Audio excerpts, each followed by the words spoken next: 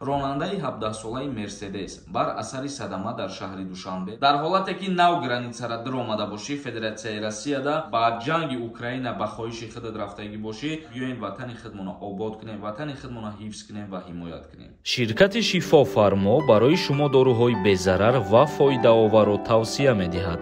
Миноксидил барои зиёд кардани риш ва мӯи сар, Эпимедиумная паста барои зиёд кардани қувваи мард, инчунин дорӯҳо барои сангу намаки гурдаро нест кардан ва дорӯҳо барои фарбеҳ ё хароб кардан ва инчунин дорӯҳо барои нест кардани простатит. ҳатман аз номи канали мо муроҷиат кунед, тахфиф карда мешавад. рақамҳо дар рӯи экран. Ассалому алайкум ба ҳама тамошобинони барномаҳои канали Юрист TJ. Тамошобинони азиз, ҳатман дар канал обуна бошен. Ҳамарӯза хабарҳои нав метонед ки аз канали мо дастрас кунед. Як ахбороти нав баҳри шумо. Садамаи маргбор бо иштироки Наврас дар шаҳри Душанбе ва инчунин қонуни нав дар ҷумҳурии Тоҷикистон. Боло бурдани синни ронандагӣ роҳи ҳалли садамаҳо мебошад ё ин ки не. Наврасе сари идораи худрави Мерседес ҳангоми ҳаракат аз самти хиёбони Рӯдакӣ ба сӯи семенбарори ба садама дучор шудааст. Ронандаи 17-солаи Мерседес бар асари садама дар шаҳри Душанбе ба ҳалокат расидааст, хабар дод Вазорати умурии дохилии ҷумҳурии Тоҷикистон. Ва инчунин қайд кардан мумкин аст ки мусофири 25-солааш дар беморхона бистарӣ гардидааст. Ва инчунин Вазорати умурии дохилии ҷумҳурии Тоҷикистон таъкид намуд ки феълан таҳқиқи ин ҳодиса идома дорад. Ва бар асари ин намуд ҳодисаҳо дар ҷумҳурии Тоҷикистон масъалаи синни боло бурдани ронандагиро баррасӣ доранд. Бозрасии давлатии автомобилӣ дар ҷумҳурии Тоҷикистон тарҳи нави қонун дар мавриди қоидаҳои ҳаракат дар роҳро пешниҳод кардааст ки аз ҷумла масъалаи боло бурдани синни ронандагиро дар бар мегирад. Яъне ки дар ҷумҳурии Тоҷикистон айни ҳол ҳуҷҷати ронандагӣ аз 18-солагӣ дода мешавад ва айни ҳол ҳамира пешниҳод намуданд ки синну сол боло бурда шавад. яъне ки тарҳи қонуни нав дар ҷумҳурии Тоҷикистон миёни вазоратҳо дар тафтиш қарор дорад ва дар ояндаҳои наздик мумкин ин қонун ба имзо расад. Акнун мегзарем ба қисми хондани комментарияҳо. Раҳмонов Байрам нависонда: Ассалому алайкум ака, ма граница кардам, регистратсия споридам, ба задани набромад, ай регистратсия патент надод. Як моҳ пас хона мерам, билет дорам, патента нагирам, проблема намешавад. Дар ҳолате ки нав границара дар омада бошӣ, Федератсияи Россияда ва як моҳ гузаштагӣ бошаву ту обратно ба Тоҷикистон биёӣ, вақте ки дар таможни аэропорт ба ту мепирсанд ё пирсон мешаванд ки патента бите, ту мигратсиони картара нишон бите ки бугу даромадани мара нав як моҳ шидай ва аз сабабе ки кор наёфтам бо обратно ба Тоҷикистон мерам. Нурзода нависонда: Ассалому алайкум ва раҳматуллоҳи ва баракату. Тенҷен хубен ака, як савол. Ма пеш ай призифи моҳи март 27 сола мешам. Мара ба хизмати ҳарбӣ даъват мекунанд ё ки не? Ҳар касе ки 27 сола шид аз даъваткунӣ ба хизмат озод мебошад. Солеҳ 03 нависонда: акаи Сорбон, салом алайкум, худованд нигаҳбонат бошад. Кадоме чизе мега ака, аҳамият натеҳ, ҳамаи мо ба худмона душман дорем. Бахшиш бо як савол метумтон ака барои хизмат. Ма 12/01/1996 ами охирон призифум боша. Бахшиш ака, ҳамавақт худованд нигаҳбонат бошад. Дар ҳаққи мо ғарибот дуогӯ бошен. Илтимос ҷавоб битен ака.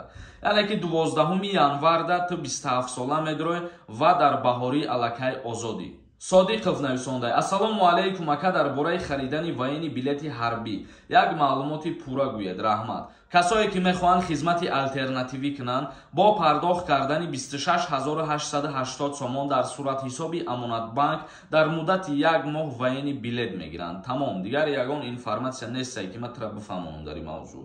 Тамошобинони азиз, дар ҳамиҷа як чизи дигара гуфта мегзарам. Касое ки дар Москва ё ки Московский област қарор дорен, агар ҳуҷҷатҳои шумо тамом шидагӣ бошад, бихоҳем ки границаи Қазоқистона бигзарен, пас дар инами рақамҳо занг бизанен, ҳатман айноми юрист гап занен, шуморо бо нархи арзон аз Москва ё Московский област аз дари хонатон гирифта мебара, аз граница мегзарона ва боз ба дари хонатона миёра. Муродзода нависонда: ҳазор раҳмат ака, барои регистратсия маълумот додӣ. Саломат бошен, шуморо дастгирӣ кунен, мо маълумотҳоро зиёд кардан мегирем. Нуриддин Ҳамроев нависонда: Ассалому алайкум ака, ма патент дорам, граница ва обратно биём, патент месӯза ё ки не? Яъне ки граница бигзарӣ бо обратно биёй ту, дар ин ҳолат предоплата пули патента меспорӣ, баъди як моҳ ё ки якним моҳ ворид шидӣ, боз ба ҳамун патентат кору фаъолият мекунӣ. Само нависондай. Ассалому алейкум бародар. Агар регистрация буд шава, патент ҳар моҳа пардохт кунем. Бе регистрация ягон зараре дора бахшиш ки дуюм бор савол кардем. Ҷавобша нашнидем.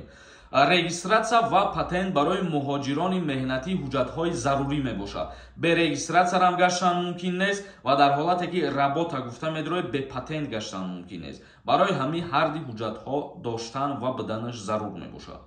Али нависондай. Ака барои Тоҷикистон рафкан справка мегиранд, ҷавоб медоден. Акаҷон дар аэропорт мепарсанд ё ки не, дар бораш маълумот медоден.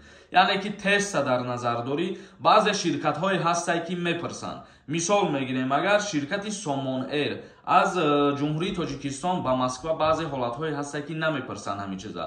Вале баъзе ҳолатҳое ҳаст, ман худам вақти омаданам ҳамин чиз буд ки аз Москва ба ҷумҳурии Тоҷикистон ҳамун теста мепарсанд. Ба ҳамин хотир аз ҳар ҷое ки шумо билет мехарен, ира ай ҳамунҷа бипурсен, бо информатсияи аниқ ба шумо метиҳад. Шаҳзод нависондай. Ассалому алейкум ака, баъди 28 ноябр намебарам ба хизмати ҳарбӣ.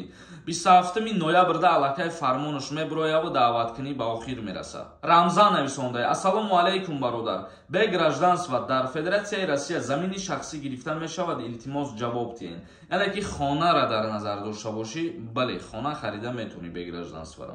Нуриддин Назаров нависондай. Ассалому алейкум акай Сормон сози тинҷи брат. Ба падару модарат ҳазор раҳмат. Ман як савол дорам. Бар паспорти тоҷикира гум кунӣ чанд сум штраф дорад? Ҳамира ответе.